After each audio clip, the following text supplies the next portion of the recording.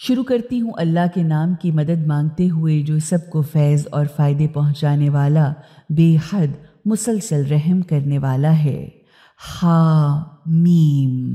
یہ اسی سب کو فیض اور فائدے پہنچانے والے، بے حد مسلسل رحم کرنے والے خدا کی اتاری ہوئی کتاب ہے۔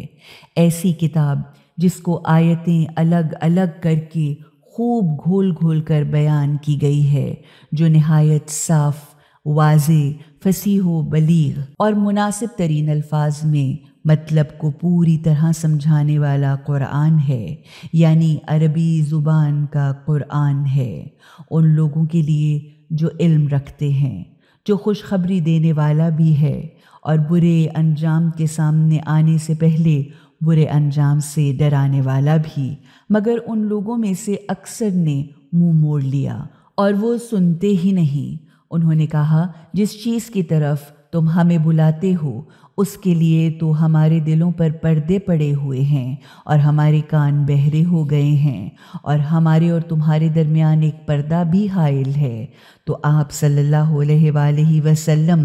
اپنی سی کیجئے، ہم اپنی سی کیے جائیں گے۔ کہیے کہ میں تمہاری ہی طرح کا ایک انسان ہوں، مگر ایسا کہ میری جانب خدا کا پیغام بھیجا جاتا ہے، یعنی مجھے وحی کے ذریعے بتایا جاتا ہے کہ تمہارا خدا تو بس ایک ہی خدا ہے، لہٰذا تم سیدھے اسی کا رخ اختیار کرو اور اسی سے معافی طلب کرو، اور تباہی اور بربادی ہے مشرکوں کے لیے جو زکوٰۃ اور خیرات بھی نہیں دیتے، یعنی جو اپنے کو شرک و کفر کی نجاست سے پاک نہیں کرتے اور آخرت کے بھی منکر ہیں۔ رہے وہ لوگ جنہوں نے خدا و رسول کو دل سے مان لیا اور نیک اعمال بھی کیے، ان کے لیے ایسا اجر ہے جو کبھی ختم ہونے والا نہیں۔ ان سے کہیے کہ کیا تم اس ذات کا انکار کرتے ہو اور دوسروں کو اس کے برابر ٹھہراتے ہو جس نے زمین کو 2 دن میں پیدا کر دیا؟ وہی تو تمام جہانوں کا پالنے والا مالک ہے۔ اسی نے زمین میں اس کے اوپر پہاڑ جما دیے اور اس میں برکت بھی عطا کی، یعنی زمین کو بے حد و بے حساب قوت نمو بھی عطا کی، اور معدنیات کے بے شمار خزانے بھی اس میں رکھ دیے۔ پھر اس میں 4 دن کے اندر خوراک کے سامان ٹھیک حساب سے رکھ دیے، وہ بھی سب مانگنے والوں کے لیے یکساں طور پر ان کی طلب اور حاجت کے مطابق۔ پھر وہ آسمان کی طرف متوجہ ہوا، اس حالت میں کہ ادھر دھواں ہی دھواں تھا۔ اس نے آسمان اور زمین سے کہا، وجود میں آ جاؤ، چاہے تم چاہو یا نہ چاہو۔ دونوں نے کہا، ہم آ گئے خوشی خوشی، فرما برداروں کی طرح۔ پھر اس نے 2 دن کے اندر ہی 7 آسمان بنا دیے، اور ہر آسمان میں اس کا قانون اور حکم وہی کر دیا، یعنی ان کو اپنا قانون بتا کر اس کے مطابق چلا دیا۔ پھر ہم نے نیچے والے دنیا کے آسمان کو چراغوں سے سجا دیا اور اسے خوب محفوظ بھی کر دیا۔ یہ سب ایک زبردست طاقت والے، عزت والے اور سب کچھ جاننے والے کا منصوبہ، اندازہ اور بندوبست ہے۔ مگر یہ لوگ ہیں کہ منہ کو موڑے ہی چلے جاتے ہیں، تو ان سے کہیے کہ میں تمہیں اسی بجلی جیسے اچانک ٹوٹ پڑنے والے عذاب سے ڈراتا ہوں، جیسی بجلی قوم عاد و ثمود پر ٹوٹ پڑی تھی، جب ان کے پاس خدا کے بھیجے ہوئے رسول ان کے آگے اور پیچھے، یعنی ہر طرف سے آئے کہ اللہ کے سوا کسی کی بندگی عاجزانہ مکمل اطاعت نہ کرو۔ اس پر انہوں نے کہا، اگر ہمارا پالنے والا مالک چاہتا تو فرشتے اتار دیتا، لہٰذا ہم اس بات کو نہیں مانتے جس کے لیے تم بھیجے گئے ہو۔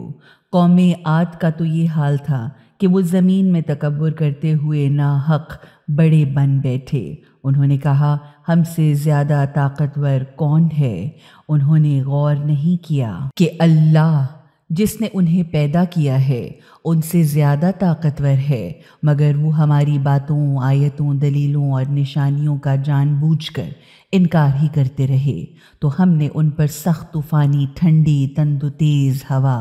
کچھ خاص منحوس دنوں میں بھیجی تاکہ انہیں ذلت و رسوائی کی سزا کا مزہ اس دنیا کی زندگی میں بھی چکھائیں، اور اس میں تو کوئی شک ہی نہیں کہ آخرت کا عذاب اس سے کہیں زیادہ ذلیل کرنے والا ہے، اور وہاں ان کی کوئی مدد بھی نہ کی جائے گی۔ اور قوم سمود کو تو ہم نے سیدھا راستہ بھی دکھایا، مگر انہوں نے راستہ دیکھنے کے بجائے اندھا رہنا پسند کیا، یعنی انہوں نے اندھے پن کو سیدھا راستہ پانے پر ترجیح دی، تو انہیں ان کے برے اعمال کی وجہ سے ذلت و خواری کی سخت بجلی کے عذاب نے پکڑ لیا۔ البتہ ہم نے ان لوگوں کو بچا لیا جو ایمان لائے تھے اور برائیوں سے بچنے والے متقی پرہیزگار لوگ تھے۔ اور جس دن خدا کے دشمن جہنم میں لے جائے جانے کے لیے ہر طرف سے گھیر گھیر کر لائے جائیں گے تو ان کو پچھلی نسلوں کے آنے تک روکے رکھا جائے گا، یہاں تک کہ جب سب وہاں پہنچ جائیں گے تو ان کے کان، ان کی آنکھیں اور ان کی کھالیں تک ان کے خلاف اس بات کی گواہی دیں گی جو کچھ وہ کیا کرتے تھے، تو وہ اپنی کھالوں سے پوچھیں گے تم نے ہمارے خلاف کیوں گواہی دی؟ تو وہ جواب دیں گی ہمیں اسی خدا نے بلوایا ہے جس نے ہر چیز کو بولنے کی صلاحیت عطا فرمائی، اسی نے تم کو بھی پہلی مرتبہ پیدا کیا تھا اور پھر اسی کی طرف تم کو پلٹنا بھی ہے۔ تم دنیا میں جرم کرتے وقت جب چھپا کرتے تھے تو تمہیں یہ خیال نہ آیا کہ کبھی تمہارے اپنے کان، اپنی آنکھیں اور تمہاری اپنی کھالیں بھی تمہارے خلاف گواہی دیں گی، بلکہ تمہارا خیال تو یہ تھا کہ تمہاری بہت سی بدمعاشیوں کا خدا کو علم ہی نہیں ہے، بس تمہارا یہی خیال جو تم اپنے پالنے والے مالک کے بارے میں رکھتے تھے تمہیں لے ڈوبا، اور اسی وجہ سے تم سخت نقصان اٹھانے والوں میں سے ہو گئے۔ اب چاہے وہ صبر کریں یا نہ کریں، آگ ہی ان کا ٹھکانہ ہوگی۔ اب اگر وہ خدا کو راضی کرنے کی کوشش بھی کریں تو ان سے راضی نہیں ہوا جائے گا، یعنی پھر ان کو خدا کو راضی کرنے کا کوئی موقع بھی نہیں دیا جائے گا، کیونکہ یہ موقع صرف دنیا کی زندگی میں فراہم کیا جاتا ہے۔ ہم نے ان پر ایسے ساتھی مقرر کر دیے جو ان کے آگے پیچھے ہر چیز کو بنا سجا کر خوبصورت بنا کر دکھاتے ہیں، اس طرح ان پر ہمارے عذاب کی بات پوری ہو کر ہی رہی جو ان سے پہلے کے جنوں اور انسانوں کے گروہوں پر پوری ہو چکی تھی۔ حقیقتاً وہ سب کے سب نقصان اٹھانے والے تھے۔ اور حق کے منکروں، کافروں نے کہا اس قرآن کو ہرگز نہ سنو، اور جب یہ پڑھا جائے تو بک بک کر کے اس میں خلل ڈالو،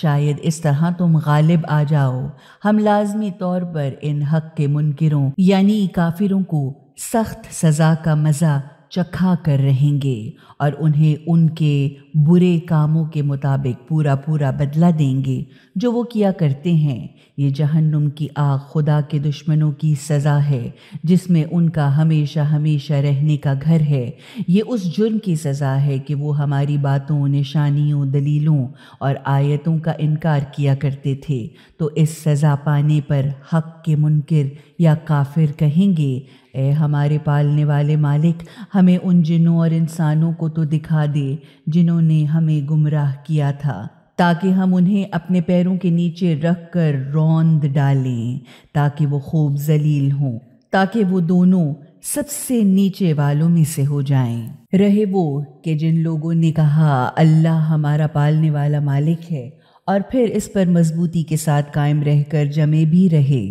تو یقیناً ان پر فرشتے اترتے ہیں یہ کہتے ہوئے کہ نہ ڈرو اور نہ غم کرو، بس خوش ہو جاؤ اس جنت کے گھنے سرسبز و شاداب باغ سے جس کا تم سے وعدہ کیا گیا ہے۔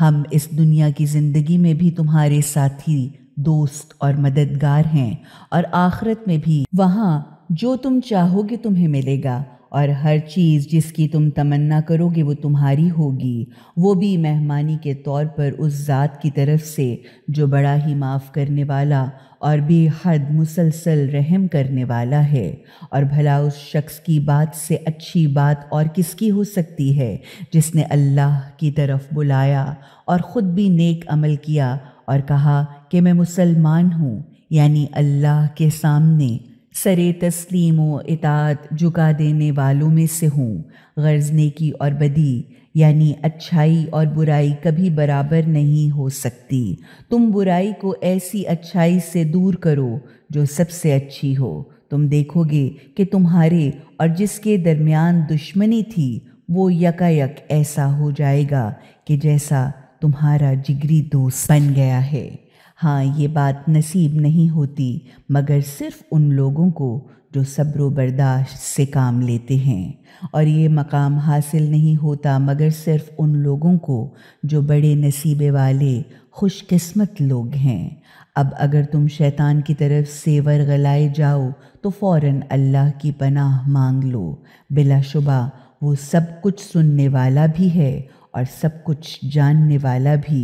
اور خدا کی نشانیوں میں سے رات، دن، سورج اور چاند بھی ہیں، لہٰذا تم سورج اور چاند کو سجدہ نہ کرو بلکہ اس خدا کو سجدہ کرو جس نے انہیں پیدا کیا ہے، اگر تم واقعی خدا ہی کو مستحق عبادت سمجھتے ہو، یعنی اگر واقعی تم خدا کی عبادت کرنے والے ہو۔ اب اگر وہ تکبر سے کام لیں تو یہ حقیقت ہے کہ جو فرشتے تیرے پالنے والے مالک کے پاس ہیں وہ دن رات اسی خدا کی تسبیح کر کے اس کی پاکی اور کمال کو بیان کر رہے ہیں، اور وہ کبھی تھکتے بھی نہیں۔ اور اللہ کی نشانیوں میں سے ایک یہ بھی ہے کہ تم دیکھو گے کہ زمین بالکل سنسان اور غمگین پڑی ہے، پھر جو ہی ہم نے اس پر پانی برسایا تو یکایک وہ لہلہانے لگی اور اس میں قوت نمو پیدا ہو گئی، یعنی وہ پھولنے پھلنے لگی۔ حقیقت یہ ہے کہ جس خدا نے اسے زندگی دی وہی مردوں کو بھی زندہ کرنے والا ہے۔ حقیقتاً وہ ہر چیز پر پوری طرح قادر ہے۔ رہے وہ لوگ جو ہماری آیتوں کو الٹے سیدھے معنی پہناتے ہیں تو وہ ہم سے چھپے ہوئے نہیں ہیں، تو کیا جس کو آگ میں ڈال دیا جائے وہ بہتر ہے یا وہ جو قیامت کے دن امن، سکون اور اطمینان کے ساتھ آئے؟ تو اب تم جو چاہو سو کرو، بس یہ حقیقت یاد رہے کہ جو کچھ بھی تم کرتے ہو خدا اس کو دیکھ رہا ہے۔ یہ وہی لوگ ہیں کہ جب ان کے سامنے قرآن کا کلام نصیحت آیا تو انہوں نے اس کو ماننے سے انکار کر دیا، مگر حقیقت یہ ہے کہ یہ قرآن ایک زبردست، نادر، لاجواب کتاب ہے۔ باطل تو اس کے پاس آ ہی نہیں سکتے، نہ اس کے سامنے سے اور نہ اس کے پیچھے سے، کیونکہ یہ اس ذات کا اتارا ہوا ہے جو دانائی کے ساتھ بہت گہری حقیقتوں کے مطابق بالکل ٹھیک کام کرنے والا بھی ہے اور ہر تعریف کا حقدار بھی۔ آپ صلی اللہ علیہ وآلہ وسلم سے جو کچھ بھی کہا جا رہا ہے اس میں کوئی چیز بھی ایسی نہیں جو آپ سے پہلے گزرے ہوئے رسولوں سے نہ کہی جا چکی ہو۔ حقیقتاً آپ کا پالنے والا مالک اپنی رحمت سے ڈھانپ کر بڑا معاف کر دینے والا بھی ہے، اور اس کے ساتھ ساتھ بڑی سخت تکلیف دینے والی سزا دینے والا بھی ہے۔ اگر ہم اس قرآن کو عربی کے علاوہ کسی اور زبان کا بنا کر اتارتے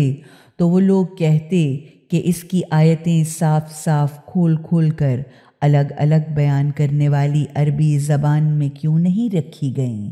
کیا عجیب بات ہے کہ کلام غیر عربی زبان میں ہے اور مخاطب عرب ہیں۔ ان سے کہیے یہ قرآن ابدی حقیقتوں کو دل سے مان کر ایمان لانے والوں کے لیے ہدایت بھی ہے اور ان کے امراض کی شفا بھی، مگر جو لوگ ابدی حقیقتوں کو دل سے مان کر ان پر ایمان ہی نہیں لاتے، یعنی جو ابدی حقیقتوں کو دل سے ماننے کو تیار ہی نہیں، ان کے لیے یہ قرآن کانوں کا بوجھ یا ڈانٹ بھی ہے اور آنکھوں کی پٹی یا اندھا پن بھی۔ ان کا حال تو ایسا ہے کہ جیسے ان کو بہت ہی دور سے پکارا جا رہا ہو کہ ان کی کچھ سمجھ ہی میں نہ آتا ہو، صرف آواز کان کے پردوں سے لگ کر باہر ہی باہر گزر جاتی ہو۔ اور ہم نے موسیٰ علیہ السلام کو بھی کتاب عطا کی تھی تو اس میں بھی اختلاف کیا گیا۔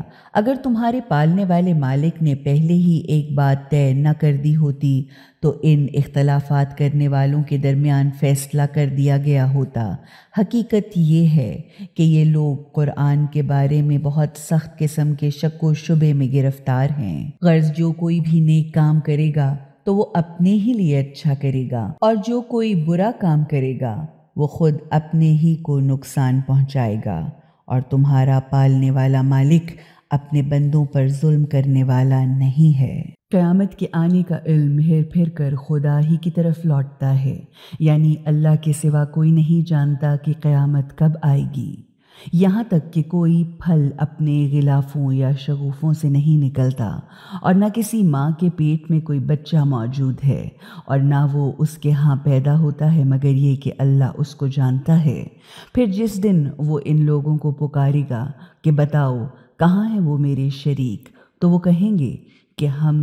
تو آپ کو پہلے ہی بتا چکے ہیں کہ اب ہم میں سے کوئی بھی ایسا نہیں جو ان کے خدا ہونے کی گواہی دے۔ اس وقت وہ سارے جھوٹے خدا ان سے غائب ہو جائیں گے جنہیں وہ پکارا کرتے تھے۔ تب وہ لوگ سمجھ لیں گے کہ اب ان کے بھاگنے یا پناہ لینے کی کوئی جگہ نہیں۔ آدمی کبھی اپنی بھلائی اور فائدے کے لیے دعا کرنے سے نہیں تھکتا، اور جب کوئی مصیبت یا برائی پہنچ جاتی ہے تو وہ ایک دم سے مایوس ہو کر نا امید ہو جاتا ہے۔ اگر ہم اسے سختی کا وقت گزر جانے کے بعد اپنی رحمت کا مزہ چکھاتے ہیں تو وہ کہتا ہے کہ یہ تو میرا حق ہے، یا میں تو اسی کا مستحق ہوں، اور میں نہیں سمجھتا کہ قیامت کبھی آئے گی، اور اگر کبھی واقعاً میں اپنے پالنے والے مالک کی طرف لوٹایا بھی گیا تو وہاں بھی میرے لیے بھلائی ہی بھلائی ہوگی، یعنی وہاں بھی میں مزے اڑاؤں گا۔ حالانکہ ہم حق کا انکار کرنے والے کافروں کو ضرور یہ بتا کر رہیں گے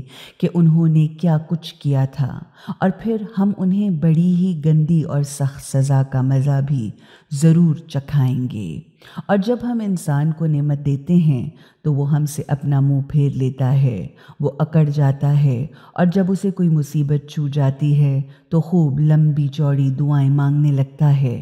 آپ صلی اللہ علیہ وآلہ وسلم ان سے کہیں کہ کیا تم نے اس بات پر غور کیا کہ اگر یہ قرآن واقعاً خدا ہی کی طرف سے ہوا اور تم اس کا انکار پر انکار ہی کرتے رہے تو پھر اس شخص سے زیادہ بھٹکا ہوا گمراہ آدمی اور کون ہوگا جو اس کی شدید مخالفت میں بہت دور نکل گیا ہو۔